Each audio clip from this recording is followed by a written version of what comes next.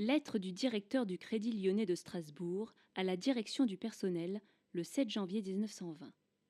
Je tâcherai que ce soit le plus tard possible. Cher monsieur Aubry, je possède votre lettre du 30 décembre et je vous remercie de la proposition que vous me faites d'accepter parmi notre personnel mademoiselle M de l'agence du Havre qui a formulé une demande dans ce sens. Je ne suis pas encore décidé à employer des femmes et je m'en passerai aussi longtemps que je pourrai. Tout ce que j'en ai entendu dire jusqu'à présent par ceux qui en ont l'expérience ne m'encourage nullement à essayer. Je ne dis pas que je ne serai pas obligé d'y venir, mais je tâcherai que ce soit le plus tard possible.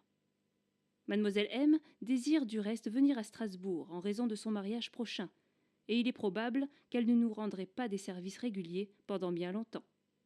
Je vous retourne suivant votre demande le dossier de l'intéressé, par pli spécial. Veuillez agréer, cher monsieur Aubry, l'assurance de mes sentiments dévoués. Extrait d'un entretien avec Annette, qui a débuté à 18 ans dans la banque avec son bac en poche. Battante et passionnée, elle a gravi les échelons et a su se hisser à des fonctions de direction.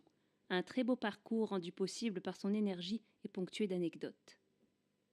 J'ai donc fait les 4 premières années classiques au sein de la banque, celles où on découvre tous les métiers du guichet. Ensuite, mariage. Au cours d'un entretien avec mon directeur et le DHR, j'ai eu l'occasion de préciser ce qu'était une femme dans le milieu professionnel. Il faut se remémorer l'époque. Nous étions dans les années 70.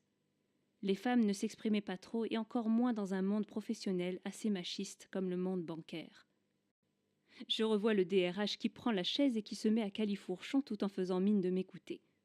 Alors je lui dis « Attendez, monsieur, aujourd'hui une femme, ce n'est pas uniquement quelqu'un qui est derrière ses casseroles. » Ça l'a complètement interloqué, et cela a commencé comme ça avec lui. On avait des échanges parfois un peu virils, avec l'esprit de l'année 68, l'affirmation des choses, des nouvelles valeurs. Mais attention, je ne suis pas du tout féministe.